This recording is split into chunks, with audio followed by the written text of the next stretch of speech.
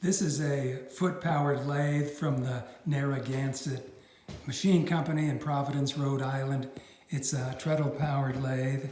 It's 24 inches, 24-inch bed, 8-inch swing. I'm going to show you the treadle mechanism. Let's see. See, the treadle has a leather belt that goes to the ratchet mechanism, and so that allows it to freewheel rather than a crank mechanism. It makes it very smooth running. On the back side, there's another belt and spring, you can't see it here, belt and spring that returns the treadle with each stroke. You can see it to the right of the leather belt. There's another belt that attaches to the rear of the treadle by a spring. The leather belt is clamped onto the freewheel mechanism, and so is the other belt, the second belt. Okay, that goes to the two-step pulley, and of course 2 pulleys on the headstock. This one has a 3-jaw chuck. It has a lever here to engage the back gears. That's what this lever does.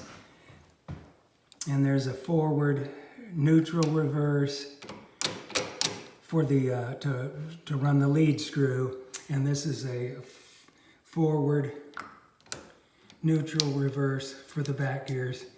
The automatic, this used to be a thread cutting lathe, but all of the automatic carriage feed and the gear and the screw cutting gears have been removed, so they're not here. I replaced the lead screw with simply a piece of threaded rod from the hardware store. It works fine, 3/4 inch by 10 inch, by 10 threads per inch. It's adequate.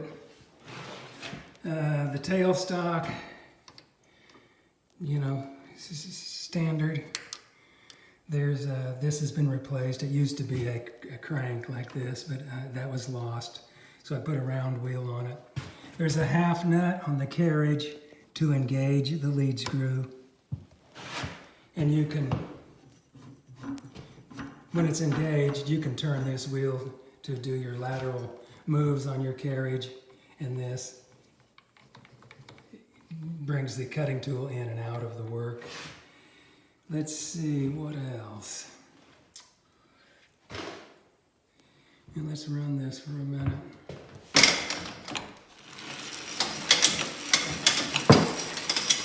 The ratchet mechanism is what makes this handy. There's no problem with top dead center on the crank. And